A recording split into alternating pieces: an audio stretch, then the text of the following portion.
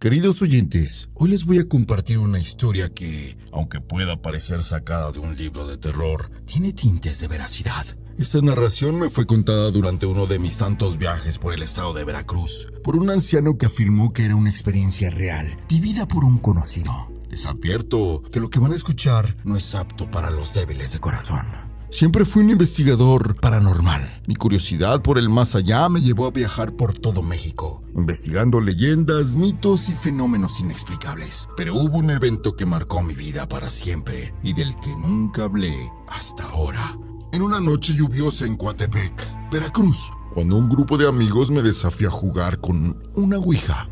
Aunque había escuchado historias escalofriantes sobre este juego, mi escepticismo y mi confianza en mi trabajo me llevaron a aceptar. Encendimos velas y nos sentamos alrededor de la tabla. Después de varias preguntas inocentes, alguien sugirió llamar a un espíritu poderoso y maligno. A pesar de mis advertencias, lo hicimos. Las velas comenzaron a parpadear, el viento sopló con fuerza y la tabla se movió violentamente. El puntero se deslizaba por sí solo. La sombra que se formó tras la ventana no era cualquier sombra. Era densa, casi tangible, y sus ojos llameantes brillaban con un odio que nunca había visto antes. No había pupila ni esclerótica, solo dos llamas brillantes que ardían con una furia salvaje. La temperatura de la habitación bajó drásticamente, haciendo que el aire se volviera frío y tenso. Cuando intentamos cerrar la sesión, la tabla de la ouija vibraba violentamente, repeliendo nuestras manos. La sombra golpeó a la ventana con una fuerza sobrenatural, haciendo que el cristal temblara. El puntero de la ouija empezó a moverse con furia, deletrando palabras que no tenían sentido. Traidor, sufrimiento, venganza. No sabíamos a qué se refería, pero el miedo nos paralizó. Una noche, después de aquella sesión fallida, el tormento comenzó. Esa misma noche escuché susurros. No eran claros al principio, pero con el tiempo, las palabras se volvieron nítidas. Encontré, decían. Al día siguiente, mi mejor amigo Juan me llamó aterrado. Había despertado con marcas en su cuerpo, como si alguien lo hubiera agarrado con fuerza mientras dormía. Otro amigo, Roberto, contó que objetos en su casa se movían solos y que había una sensación constante de estar siendo observado. Día tras día, el acoso empeoró. Las luces de mi casa parpadeaban sin razón. Las puertas se cerraban solas y el frío era insoportable. Una tarde, al regresar a casa, encontré el retrato de mi familia en el suelo, con los rostros tachados. Los susurros se volvieron más constantes, más amenazantes. Mis amigos comenzaron a alejarse asustados. No podían soportar la idea de ser perseguidos por un espíritu vengativo. En total, 5 de mis más cercanos amigos se distanciaron, dejándome enfrentar solo a esta entidad.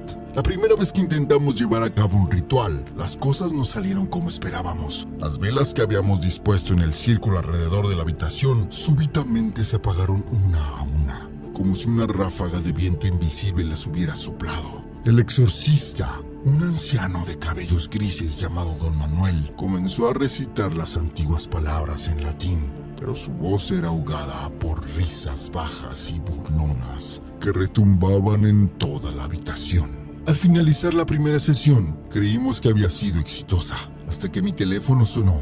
Era el padre de Juan, mi mejor amigo. Me dijo que Juan había sido encontrado muerto en su habitación. No había señales de lucha, pero su rostro estaba desencajado en una expresión de terror puro. Aquello fue solo el comienzo. El segundo ritual fue aún más aterrador. Mientras Don Manuel rezaba, el aire se llenó de un olor a azufre y las paredes parecían palpitar, como si estuvieran vivas. La voz de la entidad ahora se burlaba de nosotros, mencionando detalles personales de nuestras vidas y riéndose de nuestro esfuerzo por detenerla. Cuando creíamos que todo había terminado, mi teléfono volvió a sonar. Esta vez era el hermano de Roberto. Lo habían encontrado en el bosque detrás de su casa, colgado de un árbol. Las autoridades dijeron que fue un suicidio, pero yo sabía que no era cierto. Después de 2 fracasos devastadores, Don Manuel ya estaba al borde de la desesperación. Habíamos perdido a 2 amigos y la entidad parecía fortalecerse con cada intento fallido. Creo que esta entidad es más poderosa de lo que pensábamos, me dijo Don Manuel una noche con su voz temblorosa y cansada. Cada vez que tratamos de expulsarla, se alimenta de nuestro miedo y se vuelve más fuerte. Temo que no podamos con ella. Los días en mi trabajo eran un tormento. Saltaba la más mínima sombra o ruido. Las horas se me hacían eternas, siempre temiendo que algo saltara de alguna esquina. Cada vez que sonaba el teléfono, mi corazón se paralizaba, esperando que fuese la noticia de otro amigo fallecido. El tercero y el último ritual fue nuestra última esperanza. Don Manuel trajo consigo reliquias sagradas y agua bendita de una iglesia lejana, conocida por tener propiedades especiales contra los espíritus más oscuros. Con determinación, comenzamos el ritual. La lucha fue desgarradora. La entidad gritaba, burlándose de nosotros, diciendo que nuestros esfuerzos eran en vano. Las velas se movían como si hubiera un tornado dentro de la habitación. Pero después de lo que parecieron horas de intensa batalla, el silencio se apoderó del lugar. Exhaustos, pero esperanzados, creímos que finalmente habíamos ganado. Pero poco después, mi teléfono sonó una vez más. Esta vez era el primo de Ricardo, el último de mis amigos que había jugado a la ouija conmigo. Había sido atropellado por un coche fuera de control mientras cruzaba la calle. La entidad había cobrado su última víctima. El tormento no había terminado. Los días y las noches se volvían indistinguibles entre sí, plagados de visiones horribles y manifestaciones paranormales. Cada vez que intentaba salir de mi hogar, veía figuras deformes en la periferia de mi visión. Figuras humanoides con pieles pálidas y arrugadas, ojos negros y vacíos, y sonrisas torcidas, llenas de dientes agudos como cuchillos. Estos seres acechaban desde el otro lado de la calle, entre los coches y en los oscuros rincones de los callejones. En más de una ocasión, dejé caer mis pertenencias del puro terror al verlos y huí a casa. Las noches eran aún peores. La oscuridad traía consigo el sonido de risas susurradas, llantos desconsolados y voces susurrando amenazas indescifrables. El frío invernal de aquella ciudad parecía haber sido reemplazado por un frío sobrenatural que penetraba hasta los huesos. Una noche, mientras yacía en mi cama, paralizado por el terror y esperando que amaneciera, tuve una visión más clara que ninguna otra. Me encontré de pie frente a un vasto y oscuro abismo. Era el limbo. En él vi seres que desafiaban toda descripción. Algunos parecían flotar, etéreos, mientras a otros arrastraban cadenas y emitían gemidos de dolor.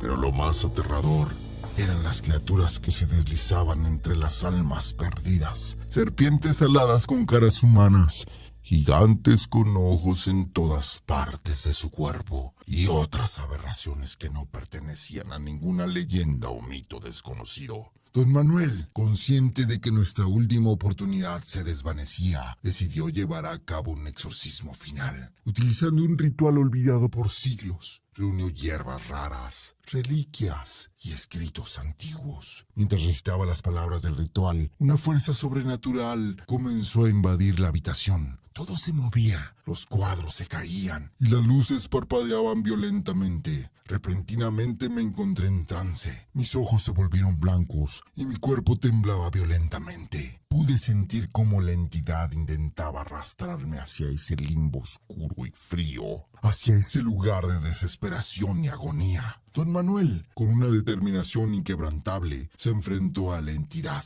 El aire se cargó de electricidad y una batalla invisible pero titánica tuvo lugar en esa pequeña habitación. Horas parecieron pasar en minutos y cuando finalmente terminó, la habitación se quedó en silencio. Al regresar de mi trance, lo primero que vi fue a Manuel en el suelo. Su rostro sereno pero desprovisto de vida. Las últimas palabras que escuché de sus labios antes de que cayera al suelo fueron: "El equilibrio ha sido restaurado, pero el precio es la eternidad". Con su sacrificio, don Manuel había logrado expulsar a la entidad y cerrar la puerta en el limbo, pero a costa de su propia vida. La paz había regresado, pero el peso del remordimiento y la pérdida eran más constantes, compañeros. Desde entonces, cada noche antes de dormir, enciendo una vela en honor a Manuel, a mis amigos perdidos, rezando para que encuentren la paz que tanto anhelaban. La lección estaba clara. Hay puertas que nunca deben ser abiertas y hay precios que nunca deberían pagarse. Aunque la entidad fue desterrada, las cicatrices permanecen, recordándome cada día el precio de la curiosidad. Esta historia la escuché por ahí y me dijeron que le pasó al primo de un amigo. Espero que la hayan disfrutado y que se lo piensen 2 veces antes de jugar contra lo desconocido. Reflexionen, queridos oyentes, sobre la delgada línea que separa la curiosidad del peligro. A veces es mejor no desafiar lo desconocido. Si les ha gustado esta narración, les invito a compartir y a suscribirse a las redes sociales de Criptas y Leyendas. Que tengan una noche llena de misterios. Y recuerden, no todos los juegos son inofensivos. Buenas noches.